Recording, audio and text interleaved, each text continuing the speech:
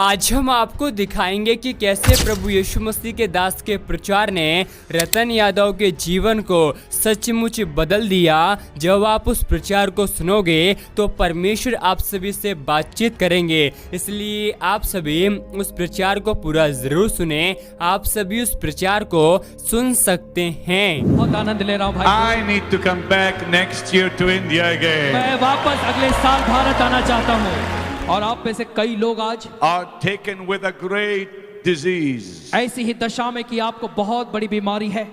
Maybe it's cancer. हो सकता है कैंसर की बीमारी, Possibly even leprosy. और हो सकता है कि कोढ़ की बीमारी भी हो, Maybe a heart condition. या फिर हृदय रोग हो, Whatever disease it is, या कैसी भी बीमारी क्यों न हो। I want you to know in India, मैं चाहता हूँ कि आप इस बात को भारत में जान लें।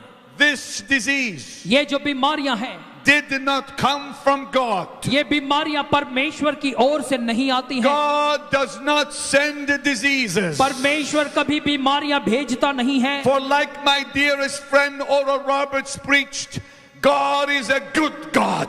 और क्योंकि जैसे हमारे एक मित्र ओरल रॉबर्ट ऐसा प्रचार करते कि हमारा परमेश्वर भला परमेश्वर है। Disease does not come from our Heavenly Father. बीमारियां हमारे स्वर्गीय पिता की ओर से नहीं आती। The Bible says all good things come from above. Bible बताती है सारी भली बातें ऊपर से आती हैं। And because sickness does not come from God, then sickness must be rejected by us, और His children. क्योंकि बीमारी जो है परमेश्वर की ओर से नहीं आती, इसलिए उसके संतान होने के नाते हमें उस बीमारी का इनकार करना, तिरस्कार करना है। And Jesus Christ has not come to strike us and smite us with diseases. He has come to heal our body and deliver us from diseases. और प्रभु यीशु मसीह हमारे शरीरों को बीमारी से पीड़ित करने के लिए नहीं आया, लेकिन वो इसलिए आया ताकि हर बीमारी से वो हमें चंगाई दे दे। Somebody say hallelujah. कोई जोर से कहे hallelujah. For with His stripes we are healed, the Bible says. क्योंकि बाइबल कहती है कि उसके कोड़े खाए जाने से हम चंगे हुए हैं। I am not the healer. चंगाई देने वाला मैं नहीं हूँ। I am only a man like you. मैं तो आप ही के समान एक व्यक्ति हूँ। I am not the physician. और मैं कोई डॉक्टर भी नहीं हूँ। I am not the healer. मैं चंगाई भी नहीं देने वाला। No, my brother, no, my sister. नहीं मेरे भाई, नहीं मेरी बहन। Jesus Christ is the healer. प्रभु यीशु मसीह चंगाई देता है। He is the great physician. और वही महान वह डॉक्टर है। Tonight seek His touch. और आज की रात उसके स्पर्श को खोजें। My brother and sister. मेरे भाइयों और बहनों, Only the presence of God can rebuke disease. केवल परमेश्वर की उपस्थिति बीमारी को धिक्कार सकती है। Only the presence of Jesus can drive disease away. केवल प्रभु यीशु मसीह की उपस्थिति बीमारी को बाहर निकाल सकती है। Only He can deliver from disease and sickness.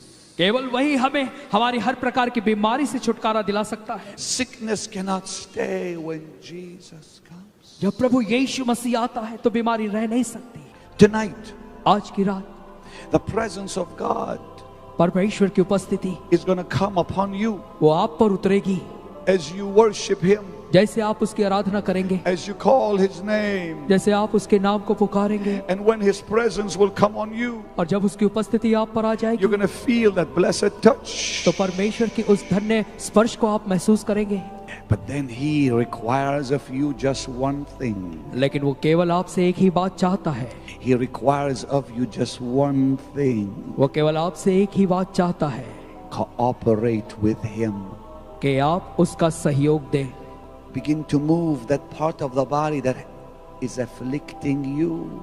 और फिर शरीर के उस अंग को हिलाना शुरू करें When जो Jesus- आपको परेशान करता है। When Jesus saw a man with a withered hand one day, जब एक दिन यीशु ने सूखे हाथ वाले उस व्यक्ति को देखा, He said, stretch it. उसने कहा तू इसे फैला, And the man had to stretch it. और उस व्यक्ति को उस अपना हाथ आगे बढ़ाना पड़ा। His hand was withered. उसका हाथ इस तरह से मुड़ा हुआ था। And Jesus said, stretch it. यीशु ने कहा इसे तू फैला। The man could have said, I don't want to. मनुष्य ऐसा कह सकता था कि मैं ऐसा नहीं करूंगा, The man could have said, I cannot. और मनुष्य ऐसा कह सकता था कि मैं कर नहीं पा रहा हूँ। He would have remained sick and crippled. तो ऐसी दशा में वो बीमार और ऐसी दशा में रह जाता। But when he gave some effort, लेकिन जब उसने कुछ प्रयत्न किया, when he begins to act his faith, जब उसने अपने विश्वास को कार्य में लाना शुरू किया, when he began to release his faith, और जब उसने अपने विश्वास को बढ़ाना शुरू किया, the moment he began to move, जिस समय उसने अपने हाथ को हिलाना शुरू the किया, power of God came परमेश्वर की सामर्थ आ गई and went through his hand और उसके हाथों से होकर गई, and his arm और उसके जो हाथ था and released him. वो पूरी तरह से चंगा हो गया।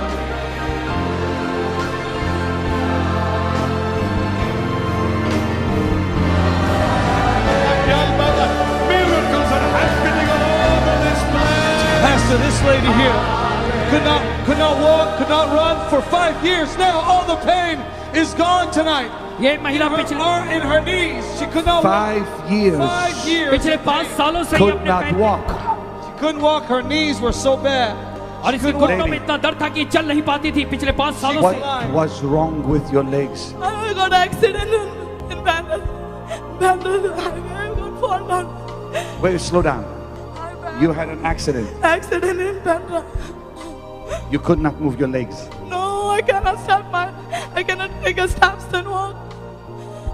एक्सीडेंट के कारण Jesus. से चल नहीं पाती थी। What happened there? Pastor, 16 years this young man has been in this wheelchair. 16 साल से ये व्यक्ति इस व्हीलचेयर पे बैठा Oh, था Lord. 16 years suffering with rheumatoid arthritis. और इसको आर्थराइटिस की बीमारी थी। 16 साल से इस कुर्सी के सहारे He is चलता था doing what he's not been able to do for 16 years. और 16 सालों के बाद अब ये वो कर रहा है जो पहले नहीं कर पाता था। All the pain has gone out of his body. सारा दर्द इसके शरीर से निकल गया है।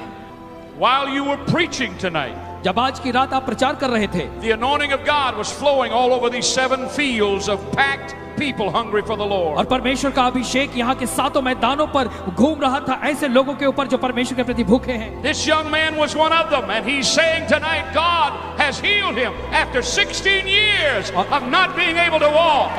और ये व्यक्ति वो है जिसे परमेश्वर ने भीड़ में स्पर्श किया और What happened to you over there? तुला काय झालंय? काय त्रास होतो?